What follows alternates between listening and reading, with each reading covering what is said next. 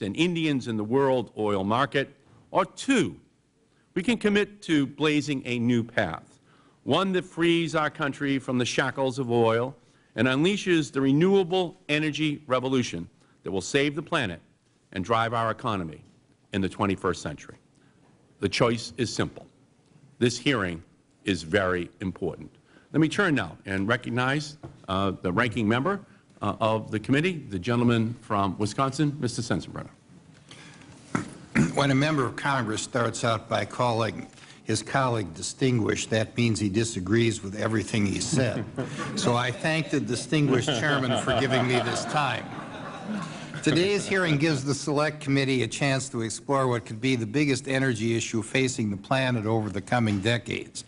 Oil powers our lives and the economy, making it a vital part of our future. But it's not hard to imagine how some of the reckless policies of the Democratic majority will create a future where energy is scarce and expensive in our country.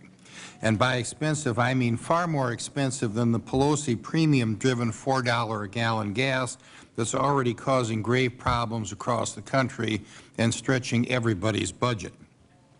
While we're hearing calls for energy independence from my friends, we are seeing little action, particularly in the area of gas prices. While prices are skyrocketing, foreign countries like Saudi Arabia and Venezuela are raking in the profits, thanks to the aching pocketbooks of millions of Americans. The United States has many energy resources, so many that I think most Americans would be surprised to know exactly how much energy is available right here in our own country. And I'm sure they would also be surprised to learn how diligently my distinguished colleagues are fighting any expansion of America's capacity to explore for and produce oil and gas. On Monday, Investors Business Daily laid out exactly how much energy there is out there. In the western U.S., it is estimated there is the equivalent of 1 trillion barrels of oil in shale rock. The Democratic majorities in both the House and Senate voted within the last year to keep shale rock off limits to exploration, despite the fact that these reserves could be as much as 3 times as large as Saudi Arabia's. And while China and India are drilling 60 miles off Florida's shores, Investors Business Daily noticed that Congress continues to keep 85% of America's offshore oil and gas off limits. I don't think that Congress should be picking winners and losers, and I believe that all energy options should be open for consideration. That includes renewable resources like wind and solar. That also includes nuclear power and improved energy efficiency. But certainly expanding our oil and natural gas exploration and production should be a top priority because we know it's there. While technology will help reduce demand for gasoline, the only other thing that can reasonably bring down gasoline prices is an increase in domestic supplies. America needs relief now from high gas prices, and increased production is the best way to get there. After taking control of Congress, the Democrats created this Select Committee partly to address the issue of energy independence. Yet it seems that the Democrats are throwing up roadblocks to any reasonable proposal that would help free the United States from its reliance on foreign oil. With so much potential oil available, the U.S. should have a bright energy future.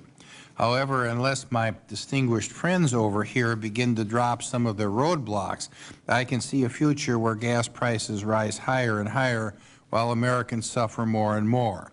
That's not the kind of future I want to imagine, and I hope that my distinguished friends in Congress will work with Republicans in coming months to help create a brighter future for all of us. I thank the Chair and yield back the balance of my time. Great. I thank the gentleman. We now turn and recognize the gentleman from Connecticut, Mr. Larson. Thank you, Mr. Chairman. Thank you very much, Mr. Chairman, and all the distinguished members of this this panel. I'm glad that our esteemed colleague was discussing, I think he said, the Pelosi premium. Does that come from the Bush barrelhead of oil? I think that it's pretty clear, especially in recent testimony, when we see that on our own continent, where this administration has already granted in excess of 10,000 permits on millions of acres that companies could be drilling on, that 67 million acres already permitted aren't being drilled on today. One has to wonder why that's the case. Secondly, the policy of this administration, best described by Thomas Friedman, leave no moolah behind, where we see the United States going hat in hand to Saudi Arabia to try to get from the Saudis some help and esteem and receive basically a slap in the face. Clearly, when we have the opportunity to invest in alternative energy and we see the Senate time after time block the funding necessary to make sure that there's an appropriate investment in fuel cell technology, in solar, wind.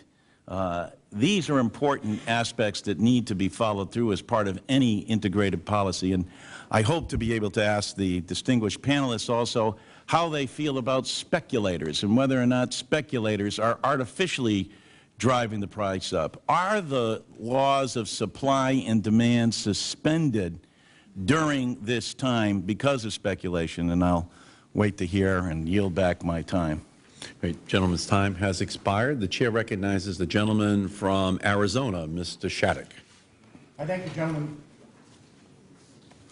gentleman for yielding, and I appreciate him holding this hearing. I think everyone recognizes it's time to do what we can and to be as aggressive as humanly possible at moving off of a fossil fuel-based economy. But no expert has come before this testimony, and no expert has come before this committee, and no expert has come before the subcommittee on energy of the Commerce Committee, on which I serve, and said that we can move off of these oil-based fuels overnight, certainly not for a period of years, some as long as beyond 2030. In the meantime, the question is, what do we do as Americans face gas prices?